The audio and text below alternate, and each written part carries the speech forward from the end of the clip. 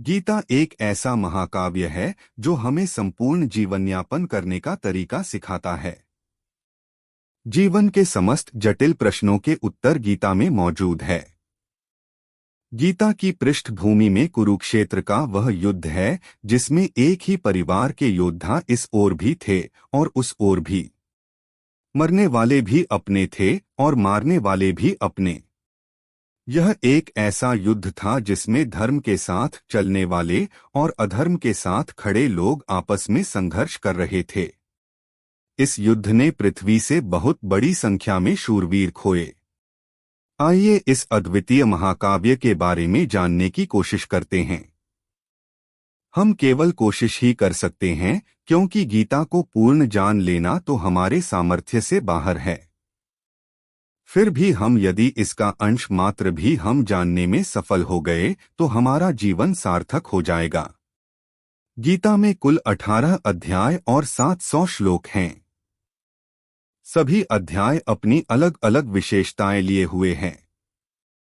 महाभारत के युद्ध के समय भगवान श्री कृष्ण ने अर्जुन को जो उपदेश दिए थे वही गीता है।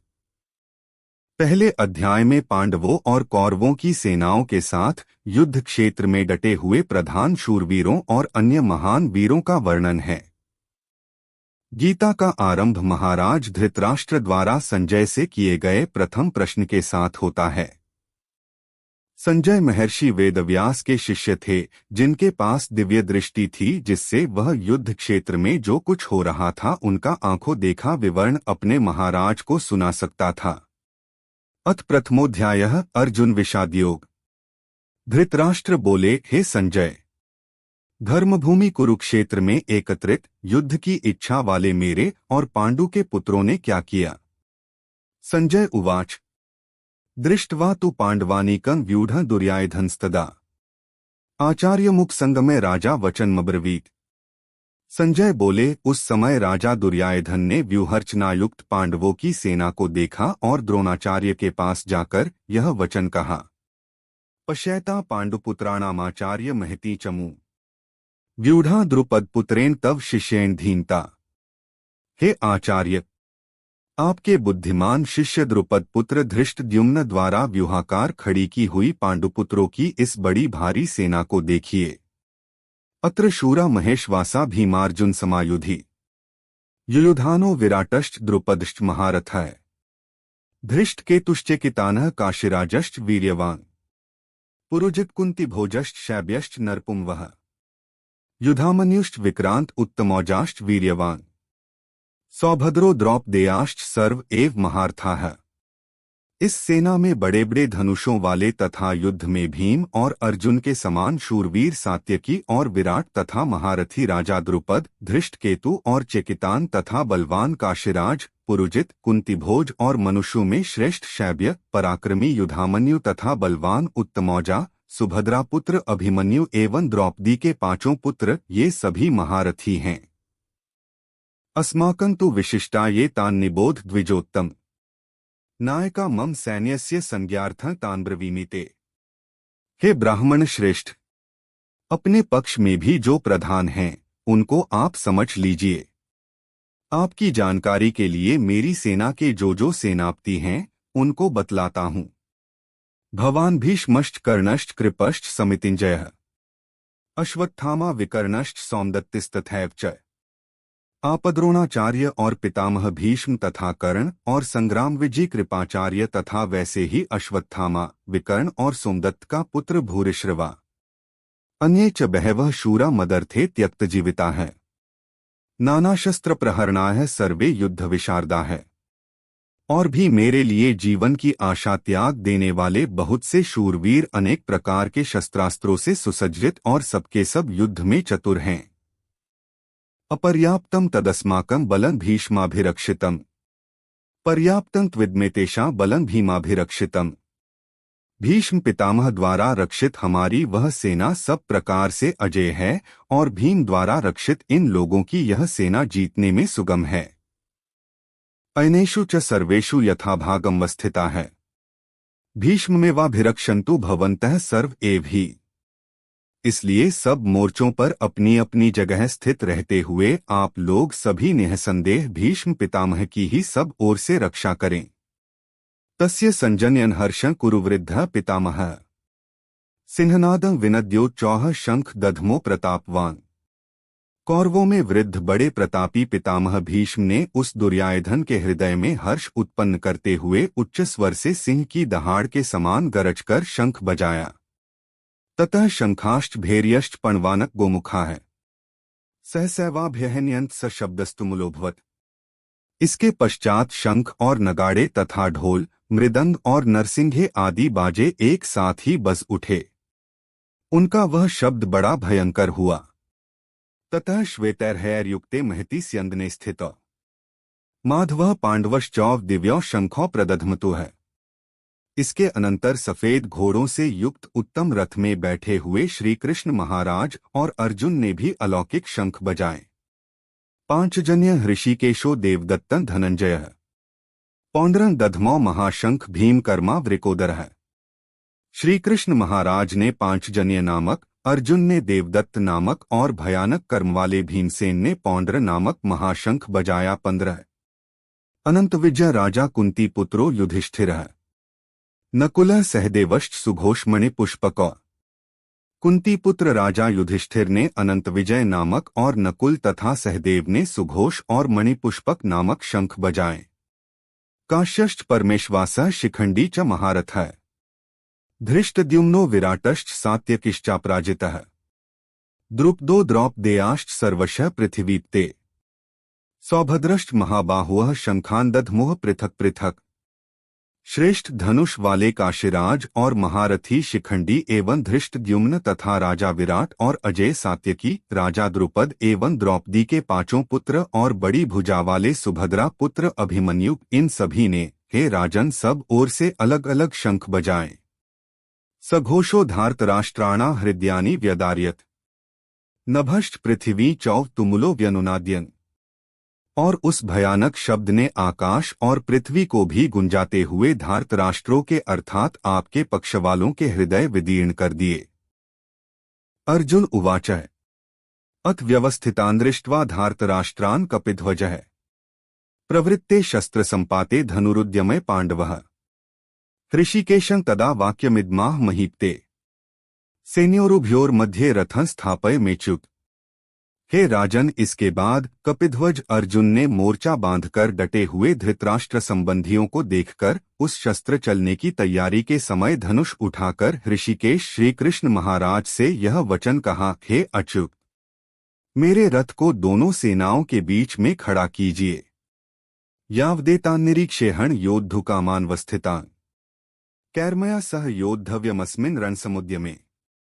और जब तक कि मैं युद्ध क्षेत्र में डटे हुए युद्ध के अभिलाषी इन विपक्षी योद्धाओं को भली प्रकार देख न लूं कि इस युद्धरूप व्यापार में मुझे किन किन के साथ युद्ध करना योग्य है, तब तक उसे खड़ा रखिए।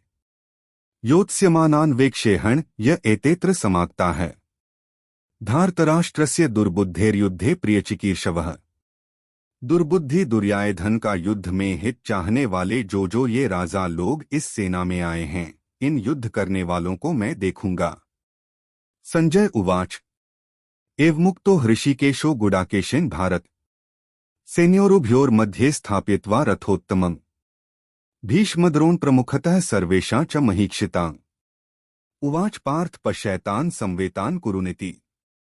संजय बोले, हे धृतराष्ट्र, अर्जुन द्वारा कहे अनुसार महाराज श्री कृष्णचंद्र ने दोनों सेनाओं के बीच में भीष्म और द्रोणाचार्य के सामने तथा संपूर्ण राजाओं के सामने उत्तम रथ को खड़ा कर इस प्रकार कहा कि हे पार्थ, युद्ध के लिए जुटे हुए इन कौरवों को देख।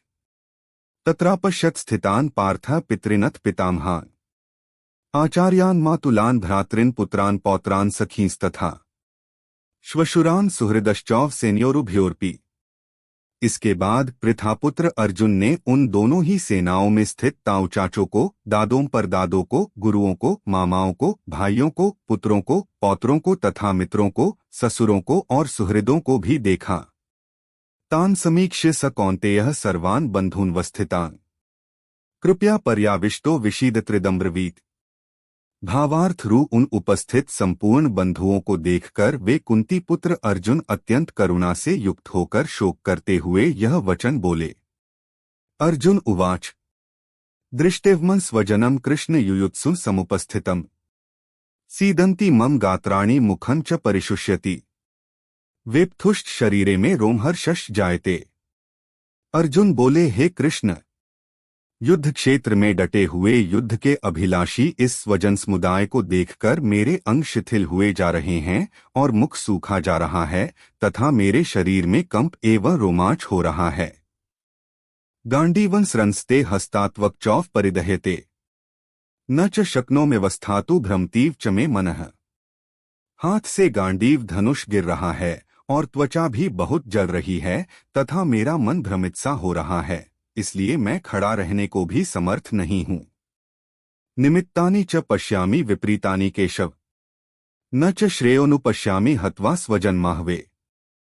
हे केशव, मैं लक्षणों को भी विपरीत ही देख रहा हूं तथा युद्ध में स्वजन समुदाय को मारकर कल्याण भी नहीं देखता। न कांक्षे विजय कृष्ण न च राज्य सुखानी च किन्नो राज्येन गोविंद की भोगैर्जीवितेन वा। हे कृष्ण, मैं न तो विजय चाहता हूं और न राज्य तथा सुखों को ही। हे गोविंद, हमें ऐसे राज्य से क्या प्रयोजन है अथवा ऐसे भोगों से और जीवन से भी क्या लाभ है। येषामर्थे कानक्षितं नो राज्य भोगाः सुखानि च त इमेव स्थिता युद्धे प्राणास्त्यक्त्वा धनानि च। हमें जिनके लिए राज्य, भोग और सुखादि अभीष्ट हैं, वे ही ये सब धन और जीवन की आशा को त्याग कर युद्ध में खड़े हैं। आचार्याः पितरः पुत्रास्तथैव च पितामहाः मातुलाः श्वशुराः पौत्राः श्यालाः संबंधिनस्तथा। गुरुजन, ताऊ चाचे, लड़के और उसी प्रकार दादे, मामे, ससुर, पौत्र, साले तथा और भी संबंधी लोग हैं। एतान्न हन्तुमिच्छामि घ्नतोपि मधुसूदन अपि त्रैलोक्यराज्यस्य हेतोः किन्नु महि कृते। हे मधुसूदन, मुझे मारने पर भी अथवा तीनों लोकों के राज्य के लिए भी मैं इन सबको मारना नहीं चाहता, फिर पृथ्वी के लिए तो कहना ही क्या है। निहत्य धार्तराष्ट्रान्न का प्रीतियः स्या जनार्दन पाप में वा श्रेयदस्मान हत्वैतानात्तायेन। हे जनार्दन, धृतराष्ट्र के पुत्रों को मारकर हमें क्या प्रसन्नता होगी। इन आत्ताइयों को मारकर तो हमें पाप ही लगेगा। तस्मान्नार्हा वयं हन्तु धार्तराष्ट्रान् स्वबान्धवान् स्वजनम ही कथा हत्वा सुखिनः स्याम माधव। अतएव हे माधव, अपने ही बांधव धृतराष्ट्र के पुत्रों को मारने के लिए हम योग्य नहीं हैं, क्योंकि अपने ही कुटुंब को मारकर हम कैसे सुखी होंगे। यद्यप्येते न पश्यन्ति लोभोपहतचेतसः कुलक्षयकृतं दोषं मित्रद्रोहे च पातम् कथं न ज्ञेयं स्माभिः पापादस्मान् निवर्तितुम्। कुलक्षयकृतं दोषं प्रपश्यद्भिर्जनार्दन। यद्यपि लोभ से भ्रष्टचित्त हुए ये लोग कुल के नाश से उत्पन्न दोष को और मित्रों से विरोध करने में पाप को नहीं देखते, तो भी हे जनार्दन, कुल के नाश से उत्पन्न दोष को जानने वाले हम लोगों को इस पाप से हटने के लिए क्यों नहीं विचार करना चाहिए। कुलक्षय प्रणश्यन्ति कुलधर्माः सनातनाः धर्मे नष्टे कुलं करित्स्नम धर्माय भिभवत्युत। कुल के नाश से सनातन कुल धर्म नष्ट हो जाते हैं तथा धर्म का नाश हो जाने पर संपूर्ण कुल में पाप भी बहुत फैल जाता है। अधर्माभिभवात् कृष्ण प्रदुष्यन्ति कुलस्त्रियः स्त्रीषु दुष्टासु वार्ष्णे जायते वर्णसंकरः। हे कृष्ण, पाप के अधिक बढ़ जाने से कुल की स्त्रियां अत्यंत दूषित हो जाती हैं और हे वार्ष्णे, स्त्रियों के दूषित हो जाने पर वर्णसंकर उत्पन्न होता है। संकरो नरकायैव कुलघ्नाना कुलस्य च पतंती पितरो हेषा लुप्त पिंडोदक क्रिया है। वर्णसंकर कुलघातियों को और कुल को नरक में ले जाने के लिए ही होता है। लुप्त हुई पिंड और जल की क्रिया वाले अर्थात श्राद्ध और तर्पण से वंचित इनके पितर लोग भी अधोगति को प्राप्त होते हैं। दोषैरेतैः कुलघ्नाना वर्णसंकरकारकैः उत्साद्यन्ते जातिधर्माः कुलधर्माश्च शाश्वताः। इन वर्णसंकरकारक दोषों से कुलघातियों के सनातन कुलधर्म और जाति धर्म नष्ट हो जाते हैं।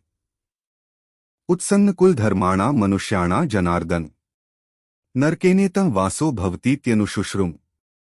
हे जनार्दन, जिनका कुलधर्म नष्ट हो गया है, ऐसे मनुष्यों का अनिश्चित काल तक नरक में वास होता है, ऐसा हम सुनते आए हैं। अहो बत महत् पापं कर्तुम व्यवसिता वयम यद्राज्य सुख लोभेन हंतु स्वजन मुद्यता है। हाँ शोक, हम लोग बुद्धिमान होकर भी महान पाप करने को तैयार हो गए हैं, जो राज्य और सुख के लोभ से स्वजनों को मारने के लिए उद्यत हो गए हैं। यदि माम प्रतीकारम शस्त्रं शस्त्रपाणयः धार्तराष्ट्रारणे हन्युस्तन में क्षिमतरं भवेत्।